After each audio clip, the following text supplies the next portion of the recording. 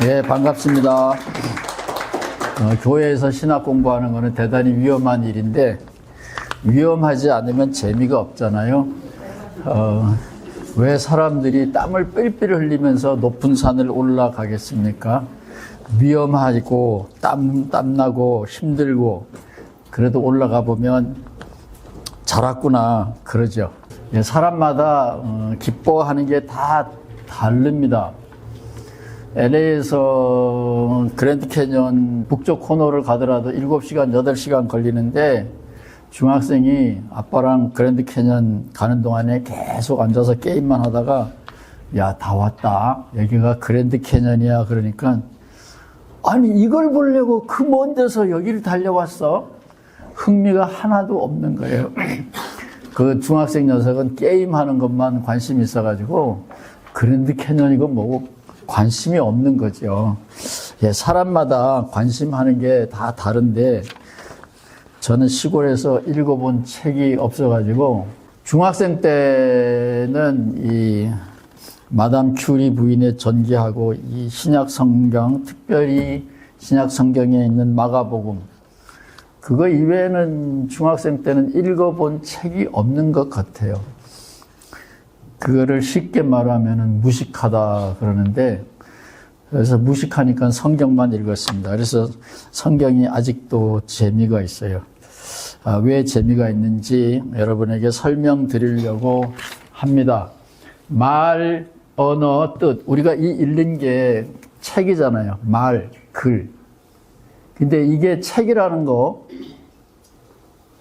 이게 정확할까요? 여러분이 책이라고 세뇌를 받았기 때문에 책이라고요.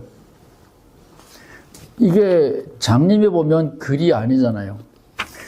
비행기가 지나가니까 인디안이 저게 종합 선물 세트라고 그랬다 그러잖아요. 까만 고기도 있고 노란 고기도 있고 파란 고기도 있고 탑승객들이 다 식인종들을 먹을 수가 있잖아요. 그러니까 비행기를 보고 선물 세트라 그랬대요. 틀렸나요? 자기 문화에서는 그게 맞는 거예요. 우리는 탑승객이 있는 비행기지만 자기 문화에 따라서는 비행기 타고 갈 일은 없고 거기에 이제 생물이 들어있으니까 다 사람이잖아요. 그러니까 먹는 거예요. 그러니까 문화 이런 것들이 다 다르면 똑같은 걸 보고도 달리 보여요. 여기까지는 너무 쉽죠. 그러니까 성경도 이게 오래전에 쓰여진 우리나라 이야기도 아니고 남의 나라 이야기거든요. 근데 우리가 기독교인이 됐기 때문에 우리가 마치 예수님과 같은 동네 사람인 것처럼 이게 익숙해져 있어요. 그렇지만 말이나 글, 언어, 그 뜻, 이런 것이 우리 선생님들이 여기 계신데 학교에서 우리는 이게 정답이야. 선생님들이 이게 다 정답이야. 이게 가르쳐 줬잖아요.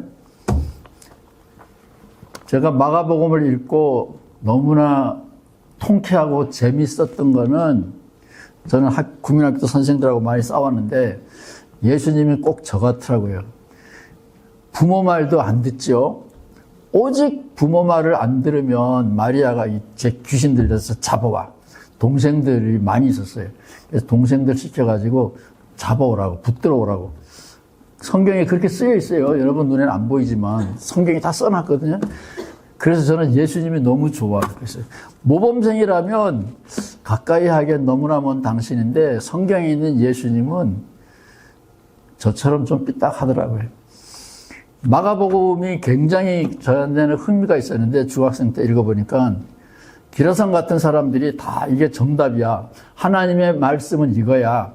안식일 날에는 주일날 11시에는 예배당에 가야 돼. 뭐 이렇게 정답이 다 나와 있는데 주일날 11시에 예배당 앞에서 애들하고 구슬치기 하고 딱지치기 하고 그런다 그러면 그거 누가 좋아하겠어요? 근데 예수님이 그런 거 했거든요. 그런 거 왜 했냐? 재밌으니까 한 거죠. 제 제자가 목사님인데 중학교 2학년 학생이 자꾸 늦게 들어오니까 아빠가 목사님인데 스마트폰을 해줬어요. 늦게 올 수는 있다. 반드시 전화를 해라. 근데 얘가 또라이가 아니고 똑똑한 아이니까 안 들어오는 거예요. 중학생 참 바쁘답니다. 데이트하느라고 바쁘대요, 요즘 중학생들. 아빠가 화가 나가지고 전화기 이리 내라. 막 깨트렸어요. 아들이 뭐라 그러는지 아세요? 아빠 손해지. 나는 애로사항 하나도 없다 이거요. 나는 밤낮 늦게 온다 이겁니다 계속. 그러니까 한 달 후에 아빠가 살살 빌어가지고 예, 제발 문자라도 좀 해라. 일찍 안 와도 좋다. 네 마음대로 해라. 그러나 늦게 오게 되면 네가 어디 있는지 통보는 해라. 요즘 애들이 그렇대요. 예수님이 딱 그런 거예요. 그래서 예수님 얘기는 재미있습니다. 여기 보면 1장 1절 마가복음 제일 처음에 1장 15절 여기 유인물에 나와 있는 게 때가 찼다 하나님 나라가 가까이 왔다 회개하라 복음을 믿어라. 이 때가 찼다라는 거는 그 앞에 있는 성경 보면은 예수님의 선생님이 감옥에 갇혔어요. 그러니까 예수님 동네에는 지도자가 없는 황무지가 된 거예요. 예언자가 없는 거예요. 그래서 이제는 내가 나서야 되는가 보다. 아마 예수님은 그래서 때가 찼다 그러지 않았을까. 그래서 때가 찼다 그러고 나가서 얘기하는데 하나님 나라가 가까이 왔다. 저는 강원도 촌놈이라 이 나라, 임금님, 왕, 고관 대작 이러면 저는 감이 안 잡혀요. 그게 무슨 말인지 모르겠어요. 머리 위에 비행기비 공수만 없으면 서울에서 무슨 일이 일어나든지 상관이 없잖아요. 그래서 나라가 가까이 왔다. 이건 무슨 말인지 모르겠어요. 이거 넘어갑니다. 회개하라. 우리가 감옥에 갈 일도 없으니까 이것도 넘어가요. 예수님이 와서 우리에게 한 말은 복음을 믿어라. 복음을 받아들여라. 그리고 요한복음 15장 11절에 보면 내가 지금 기쁜 거예요. 예수님이 지금 죽으러 가는 길입니다. 내 안에 기쁨이 넘치는데 나만 즐겁자는 게 아니고 내 기쁨이 너희 안에도 넘치게 하겠다. 그게 예수님의 3년간 목회의 핵심이에요. 근데 문제는 이게 말로 되어 있기 때문에 이거를 우리 한국말로 말귀가 있다 그러잖아요. 말귀, 속 뜻을 알아들어야 되는데 그게 쉽지가 않아요. 그러니까 제가 이제 계속 지난 사도신경 몇 번 얘기하면서 가끔씩 말씀드렸는데 이 말 뜻을 생각하면서 성경을 읽으셔야 돼요. 부모님 말씀도 마찬가지잖아요. 말 뜻을 생각해야 돼요. 자, 예를 들면 사도신경 제일 첫머리에 나오는 게 전능하사 천지를 만드신 하나님. 그런데 이 사도신경을 고백할 당시에 사람들, 그 다음에 전능한 하나님이라는 말을 구약 성경에 있는데 그 구약 성경에서 모세가 하나님이 전능하다라고 했을 때 그 모세의 말을 들은 사람들, 사도신경을 고백할 당시의 사람들, 오늘 우리들, 전능하신 하나님 그러면 다 뜻이 틀려요. 지금 4시다. 그러면은 님이 오는 시간일 수도 있고 가게 문 닫아야 되는 시간일 수도 있어요. 그러니까 시계의 4시는 맞는데 말하는 사람과 말을 듣는 사람의 맥락, 상황, 형편에 따라서 4시다 그러면 시계 얘기인가? 아니고 가게 문을 닫아야 되나? 아니면 빚쟁이가 오늘 4시에 온다 그러는데 지금 돈을 준비해야 되나? 다 다르잖아요. 여기까지는 이해가 되죠. 그런 것처럼 사도신경에 전능하신 하나님 그랬는데 이 사도신경에 있는 전능하신 하나님 얘기는 죽으러 가는 사람들의 말이에요. 로마의 박해를 받으면서 우리나라 일제시대를 생각하면 순교자들이 많이 나왔잖아요. 그래서 이 순교자들의 가족이 하는 말이에요. 하나님이 전능하면 순교자가 안 생겨야 되잖아요.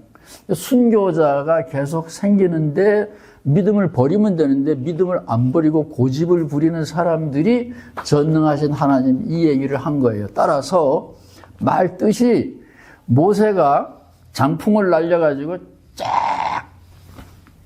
지팡이를 들었을 때 홍해가 갈라졌다. 그런 거를 보고 와 우리 하나님 최고다. 막 박수치고 그런 거하고는 전혀 다른 의미예요. 말은 똑같은데 의미가 달라요. 그런 것 그래서 사도신경에 있는 전능하신 하나님은 제가 오래전에 한 말을 여러분 다 잊어버렸을 거예요. 모세와 동행했던 사람들은 전능하신 하나님 그러면 지금 눈에 보이는 거예요. 찬양이에요. 하나님이 전능하시다. 근데 사도신경에 있는 사람들이 전능하신 하나님 그러면 그거는 기도예요. 탄식이에요. 하나님 옛날에는 능력이 있었는데 지금은 어디 계세요? 우리 가족은 내일이면 다 죽어요. 그래서 사도신경을 쓴 사람들의 그 카타콤 그 지하묘소 로마의 그 지하묘소의 벽에 보면 거기에 기도문이 그런 게 있어요. 예를 들면 우리 엄마, 우리 누나 사자밥이 돼서 황제 숭배를 거부하고 일제 신사 참배를 거부하고 사자밥이 되어 죽었습니다. 내일은 내 차례가 됩니다. 내일 내 차례가 되었을 때 하나님을 부인하지 않고 나도 엄마, 누나, 형님처럼 잘 죽게 해 주십시오. 그게 기도예요. 살려달라는 기도가 아니에요. 내가 선택한 신앙을 끝까지 지키도록 전능하신 하나님께 비는 거예요. 그러니까 이 세상에 전능하신 하나님 빨리 나타나셔서 오늘 설교에도 나오잖아요. 미가서는 예수님이 오면 세상에 평화가 온다. 근데 사도신경을 고백한 사람들은 예수님 후에 200년, 300년이 지났는데 평화가 안 온 거예요. 그때까지도. 그래서 전능하신 하나님 얘기는 사도신경에서는 평화의 하나님 빨리 오세요. 그런 기도라고요. 그러니까 모세 때는 감사와 찬양이었어요. 그런데 초대교회에서는 전능하신 하나님은 기도의 제목입니다. 탄식이에요. 그거 이제 기억하시기 바라고, 오늘은 이제 성탄절이니까 동정녀 탄생 이야기인데, 동정녀 탄생 이야기는 요즘 성경에 보면 이게 지금 세 번역인데 굉장히 자세하게 나와 있어요. 여러분 그 전화기에도 다 있을 거예요. 처녀가 애를 낳는다라는 얘기 이사야서 7장 14절에 있는데 거기 보면 우리 한글 성경에도 자세하게 설명이 나와 있어요. 그 긴 얘기는 안 하겠어요. 그리고 이제 이거는 유대인들의 성경입니다. 영어로 된 유대인들의 성경인데 유대인들의 성경을 바이블이라고 안 하고 타나크라 그래요. 그러니까 오경, 예언서, 그 문학 작품 그거를 이제 줄여서 타나크라 그러는데 거기 보면 이사야서 7장 14절은 젊은 여자, 그러니까 처녀가 애 낳는다는 얘기가 아니고 젊은 여자가 애 낳는다 이런 게 있다 그러는데 그거는 중요한 게 아니에요. 어쨌든 예수님이 낳았어요. 누가 됐든지. 예수님의 아버지가 누군지 모른다는 얘기잖아요. 여러분의 자녀들이 애를 낳았는데 야 이게 남자가 누구야? 몰라. 그러면 뭐예요? 하나님이 주신 건가요? 하여간 이 얘기는 글로 가는 게 아니에요. 어쨌든 성경에 이제 그렇게 돼 있는데 이것이 이사야 7장 14절을 처음 듣는 사람들, 여기 유인물 보세요. 처음 듣는 사람들은 구약성서 이사야서는 나라가 굉장히 어려운 시기에 이사야를 통하여 들은 거예요. 하나님이 이사야에게 나타나서 여자가 지금 애를 임신한 여자가 있는데 그 여인이 애를 낳고 우리 그 기독교에는 누가 낳느냐, 아줌마가 낳느냐, 처녀가 낳느냐 이것만 신경 쓰는데 본래 이사야서는 그 아이가 태어나고 철들면 혹은 철들기 전에, 그러니까 요즘은 뭐 서너 살만 돼도 철이 드는 것 같은데, 예, 옛날 얘기니까 적어도 15살, 20살, 선과 악을 구분할 나이가 되면, 그러니까 빠르면 15년, 대충 하면 20년. 그러니까 나라가 적어도 20년 안에 평화를 되찾게 될 것이다. 그게 이제 본래 이사야 7장 14절의 임마누엘의 이야기예요. 본래 성경에 보면. 그래서 말은 그 말 뜻은 말하는 사람과 듣는 사람의 상황, 형편에 따라서 달라져요. 그래서 이 말이 초대교회에서는 예수님이 태어난 것이 임마누엘, 그 이름이 임마누엘. 예수님이 이제 임마누엘이라는 이름의 아기가 태어났다. 그래서 이게 예수님과 연관이 된 건데, 원래 그 이사야서에는 이스라엘이 국가가 위기에 처했는데, 결국은 예언자들이 좋은 이야기를 많이 했지만 그 좋은 이야기는 이루어지지 않고 다 포로로 끌려가고 말았어요. 그러니까 예언이 이루어지지 않은 건데, 어쨌든 그 예언서에서는 곧 평화가 온다. 적어도 20년만 기다려라. 그러니까 잠시만 기다려라. 그런 건데, 우리가 지금 읽고 있는 건 사도신경에 있는 이야기예요. 많은 사람들이 사도신경을 예배 시간에 고백하는 것을 거부하는 사람들을 봤는데, 그 이유는 처녀가 애를 낳았다라는 건 난 내 입으로 예배 시간에 고백 못하겠다 그러더라고요. 그게 말은 되는데, 왜냐하면 내가 정직한 신앙인이 되고 싶은데 예배 시간에, 주일날 예배 시간에 자꾸 나보고 거짓말로 신앙 고백을 하라 그러면 일제의 신사참배처럼 이 말이 안 되는 걸 하라 그러면 되냐?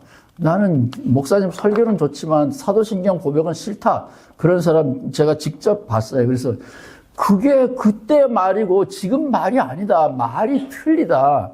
오늘은 뭐 여자가 아니라 뭐 기계로, 사람이 아니고 기계에서도 태어나는 시간이잖아요. 요즘은 뭐 남자 없어도 여자가 얼마든지 뭐 애 만들어요. 요즘 시대가 달라졌어요. 근데 이 사도신경을 고백할 당시, 그러니까 예수님 후에 200년, 300년 로마의 왕이 사람을 잡아먹는 아주 무서운 시간에 사도신경에 있는 동정녀 탄생 이야기는 또 달라요. 제가 여기다 써놨죠. 로마 황제의 박해 시절 순교자들의 가족들이 예수님이 동정녀에서 탄생한 주님이다.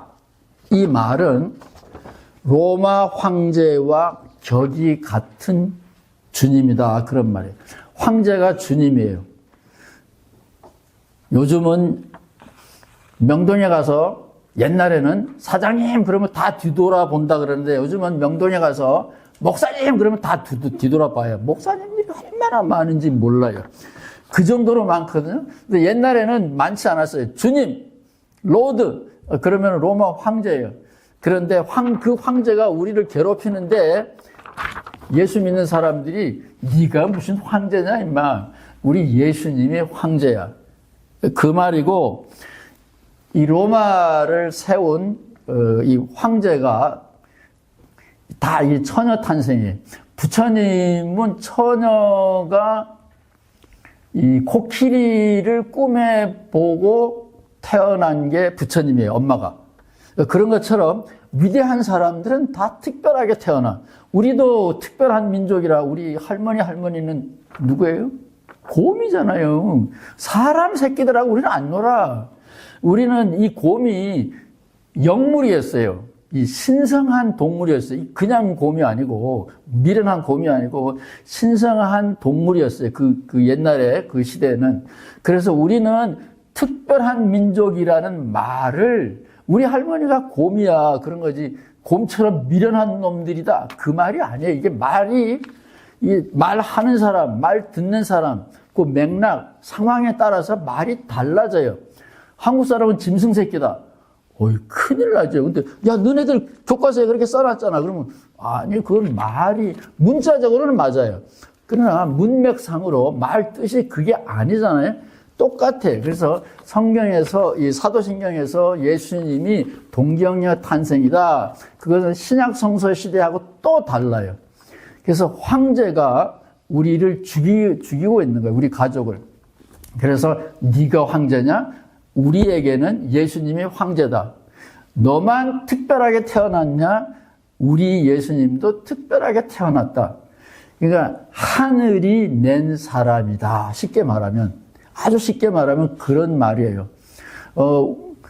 우리 집안의 형제들이 여럿이는 건 가끔씩 보면 업동이로 누가 갖다 놔가지고 애를 키웠다. 근데 불행한 경우도 많지만 그 아이가 크게 효녀 노릇을 해가지고 어른들이 참, 잘했다. 뭐 이런 이야기도 가끔씩은 있어요. 불행한 이야기도 많지만 그런 거예요. 누군지는 모르지만 이 예수님은 하늘이 낸 사람이야. 그게 그 말이에요. 그러니까 사도신경이 뭐 문자적으로 이해해가지고 내가 정직하게 어떻게 이거를 사도신경을 고백하냐 요즘 같은 때에 그거는 말의 맥락을 잘못 이해하는 거예요. 그러니까 한국 사람을 곰의 새끼라고 말하는 거나 똑같은 거예요.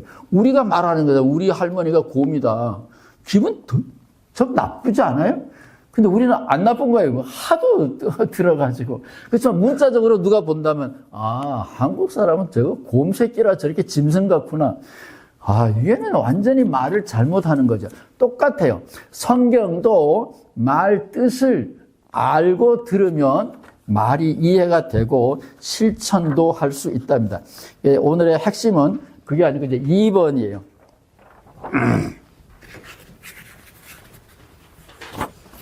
기독교인들이 예수님을 믿는 게 아니라 모세의 하나님만 믿어요. 모세의 하나님을 믿는 게 잘못인 게 아니라 예수님은 예를 들면 빵이고 모세는 밥이다. 옛날에는 밥 먹었는데 요즘 젊은이들은 빵, 스파게티, 돈가스 이런 거 좋아하잖아요. 그러니까 시대가 달라지잖아요. 그런 것처럼 구약과 신약은 최소한 400년 거리가 있었다 그랬죠. 그래서 여기 그 유인물 잘 보세요. 구약의 모세오경을 종합해가지고 한 책으로 만든 것이 신명기인데 바쁜 사람은 구약 성경 신명기만 보셔도 돼. 그러면 이제 신명기에는 하나님이 사람을 복준다. 선택했다. 그러면 네가 깨끗하게 살아라.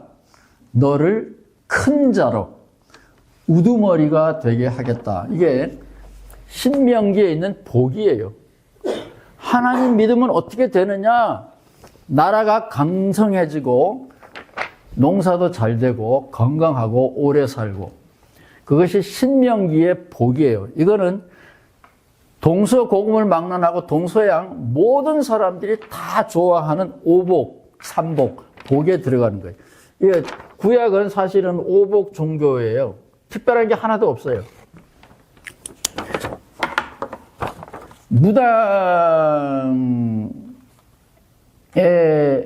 무당도 나중에 이제 박수무당하고 이제 결혼을 해서 자녀를 낳잖아요. 그러면 이제 시대가 달라져가지고 그 자녀에게 이제는 무당해가지고 안 돼. 예수 믿어야 돼. 시대가 달라졌다. 이런 일화가 있습니다. 시대가 달라졌지만 언제나 변함없이 이 오복은 동서고금을 막론하고 모든 사람이 좋아하는 거예요. 이거는 나쁜 것이 아니고 참 좋은 것입니다. 건강하고 오래 살고 계급도 높아지고 부자가 되고 이게 신명기에 있는 거예요. 우리 동서양 다 똑같아. 이거는 다르지 않아요. 다 똑같은 거예요. 오복. 그런데 예수님의 어머니가 맞는 거지. 이게 귀신 들리는 거, 이 제정신이 아닌 거예요. 저 읽어 드릴게요. 마가복음 9장 35절 누구든지 첫째가 되고자 하면 뭇사람의 끝이 되고 뭇사람을 섬기는 자가 되어야 하리라. 목사님들은 이것을 비유적으로 읽고 문자적으로 읽지 않더라고요. 믿음이 좋은 사람들은 다 이거를 상징적으로 이해해요. 가난한 사람이 복 받는다. 그러면 그걸 문자적으로 이해를 안 하더라고요. 다 지 편한 대로 해요. 예수님이 신명기, 구약 성서 신명기와 완전히 다른 하나님을 만난 거고 그 하나님을 전한 거예요. 신명기의 하나님은 율법을 철저하게 지키는 깨끗한 사람이라 해야 돼. 조금 기분 나쁜 언어로 말하면 일본 사람, 우리는 꼭 놈이라 그러죠. 일본 사람은 안 돼. 그것이 신명기예요. 근데 예수님은 그런 거 왜 따지냐? 여기에 있는 한국을 사랑하냐? 한국의 강토를 사랑하느냐? 여기에 있는 한국 사람을 불쌍하게 여기느냐? 이거를 따져야지. 출신이 뭐냐? 이거를 왜 따지느냐? 예수님이 옳고 그른 것을 구분하지 않는 자탕이다. 그거는 절대로 아니에요. 그런 얘기로 알아들으면 안 돼. 근데 전통적으로 유대인은 한국 사람들처럼 우리가 백의민족 뭐 이러고 자꾸 그러잖아요. 지금은 외국인들이 얼마나 많이 와서 하는데, 그러니까 유대인들도 그런 거예요. 하나님이 선택한 민족이라고 생각하고 자기네들만 잘났고 자기네들이 이 법을 잘 지키면 복을 받는다. 이게 신명기예요. 들어가도 복을 받고 나가도 복을 받고 뭐 이런 거고, 그래서 병이 생긴다. 사업을 하다가 망했다. 가난하다. 특별히 뭐 문둥병 같이 혐오스러운 병이 생겼다. 우리 다 코로나 알아봤잖아요. 코로나가 걸렸다. 이거는 뭔가 우리는 모르지만 하나님 눈에 죄를 졌기 때문에 벌을 받은 거다. 이게 신명기의 상각이에요. 요거를 잘 기억하셔야 돼요. 거기에다가 예수님은 정면으로 도전한 거예요. 막말로 주일날 예배당, 주일날 그 옥토교회 저 앞에서 설교하는 거예요. 딴짓하는 거예요. 일본 사람하고 노는 거야. 일본 사람은 그 옷이 뭐라 그러냐, 기모노라 그러네. 그런, 그러니까 눈에 띄게 이상한 사람들하고 노는 거예요. 눈에 띄게. 그거는 예수님이 병을 고치거나 무슨 일본 사람하고 같이 놀려고 한다든가 그게 아니고 이 옥토 교회 안에 있는 사람들, 이제 우리가 바리새인이라고 생각하고 우리만 잘났어 하는 이 사람들에게 시위하는 거예요, 예수님이. 그러니까 예수님이 3년 안에 맞아서 돌아가신 거죠. 보이도록 예수님은 보여주신 거예요. 그게 바로 쉽게 말하면, 야, 높은 사람이 누구냐? 계급이 높다고 높은 거냐? 높은 사람이면 남들을 섬기는 모심이 돼야 된다. 하인이 돼야 된다. 남에게 봉사를 해야 된다. 이게. 그 다음에 예수님은 깨끗한 사람끼리 놀아라. 사람은 다 똑같아. 이게. 죄인도 그럴 만한 이유가 있는 거고, 예수님의 제자 중에 마태, 세리 마태라고 그러는데 그 세리라는 거는 요즘 말하는 세금쟁이가 아니에요. 100원 걷어 그러면은 500원 걷어가지고 400원은 자기가 비용으로 쓰고 삥땅하고, 왜냐면 봉급이 없어요. 옛날에도 경찰도 봉급이 정말로 없었어요. 그래서 제 친구들 얘기 들으면 경찰은 은퇴할 때 되면 어떻게 하느냐. 그 도로에 차들이 많이 생기는 데 가서 이제 오토바이 딱 타고, 이게 오토바이는 옛날에 보면 장화가 있어요. 그 장화가 뭐 하는 건지 아세요? 뇌물 넣는 거예요, 그게. 제 전문학교 친구는 안기부 서울대학 가가지고 뭐 안기부에 있다가 은퇴했는데, 야, 그때는 공무원이 굉장히 불쌍했잖아요. 야, 너 은퇴 다 돼가는데 뭐 어떻게 하냐 그랬더니, 걱정하지 마. 나는 은퇴하면 김포공항, 그때는 인천공항이 없었어요. 김포공항에 가서 2년 근무한다게. 그 무슨 말이야? 김포공항에 가서 2년만 근무하면은 그 뭐지, 뭐 마약이고 뭐 이거 보석, 세관들 다 지네들이 삥땅 해가지고 거기서 은퇴 자금 다 걷는 거예요. 다 그렇게 살았어요. 그 사람하고 예수님이 친구란 말이에요. 그 사람들을 불쌍하게 여긴 거예요. 야, 오죽하면 그 짓 해서 먹고 사냐. 서울대학까지 나와가지고. 그러니까 나라가 안 먹여주니까 그렇게 한 거예요, 다. 그러니까 예수님이 모든 도둑놈을 다 사랑했다가 아니고, 그럴 만한 사정이 있는 착한 도둑들도 많이 있었어요. 그런데 구약 성경만 믿는 신명기 학파들은 도둑은 다 똑같아. 다 나쁜 놈이야. 살인자는 다 나쁜 거야.